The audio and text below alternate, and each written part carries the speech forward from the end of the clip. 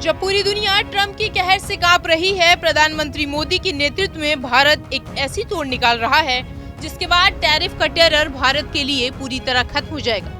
अमेरिकी राष्ट्रपति ने 2 अप्रैल से कई देशों पर रेसिप्रोकल टैरिफ लगाने का ऐलान किया है। इसमें भारत, ब्राजील और चीन सहित कई देश शामिल हैं। इसी बीच भारत के वाणिज्य मंत्री पीयूष गोयल एक प्रतिनिधिमंडल के साथ वार्ता के लिए अमेरिका पहुंच गए। पीयूष गोयल के नेतृत्व में दोनों देशों के बीच वार्ता जारी है। भारत और अमेरिका शुल्क और गैर शुल्क बाधाओं को हल करने पर चर्चा कर रहे हैं और माना जा रहा है कि जल्दी ही एक समझौते पर बात बन जाएगी।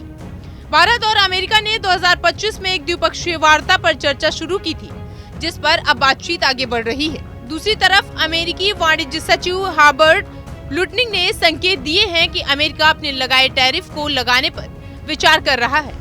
भारत और अमेरिका इस बैठक में द्विपक्षीय व्यापार समझौते का रोड मैप तैयार करने पर बात कर रहे हैं। अमेरिका भारत में ऑटोमोबाइल पर लग रहे टैक्स को कम करने की मांग कर रहा है। भारत भी अमेरिकी बाजार में समान अवसरों की मांग कर रहे हैं। आपको बता दें कि 2025 में अमेरिका का व्यापार घटा।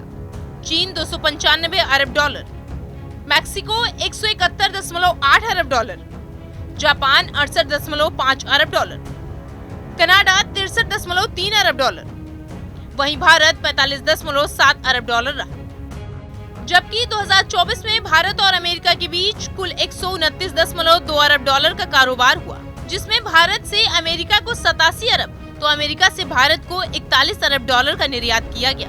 पीएम मोदी के अमेरिका के दौरे के दौरान दोनों देशों ने 2030 तक द्विपक्षीय वार्ता को दोगुना कर $500 अरब बनाने का निर्णय लिया है।